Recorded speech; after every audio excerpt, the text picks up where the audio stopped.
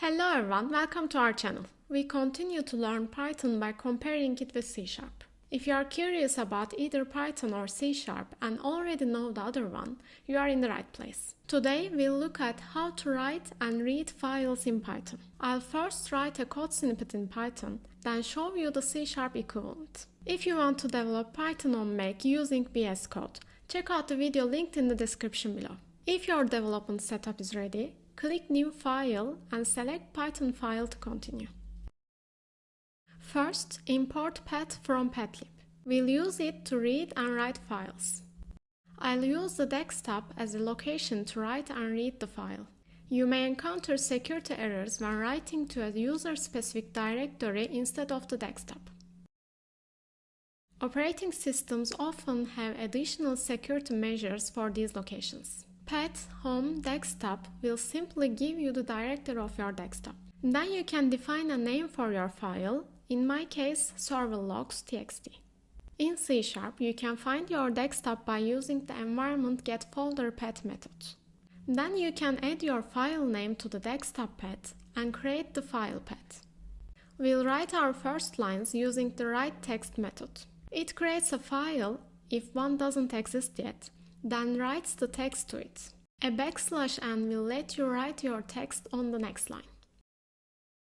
In Python, I'll explicitly specify the encoding we'll use. If you don't specify the preferred encoding, both Python and C# derive it from the device. Linux and macOS use UTF-8 by default, but sometimes you may face errors on Windows. So, explicitly indicating the encoding is a safer option.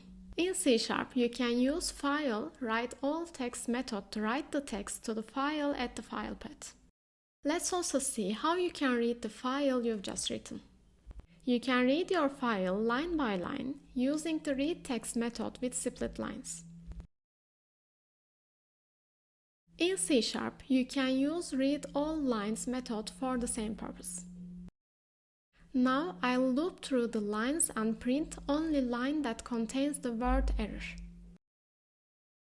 You can find more information about f-strings, in other words, string interpolation, in the video linked in the description below.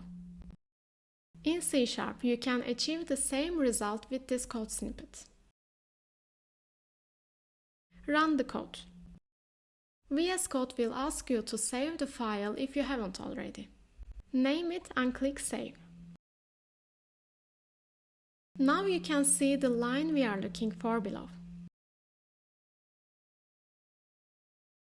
Let me also show you the file we wrote on the desktop.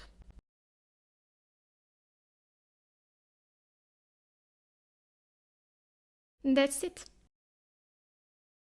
Thank you for watching. Please don't forget to subscribe to our channel and like the video to support us.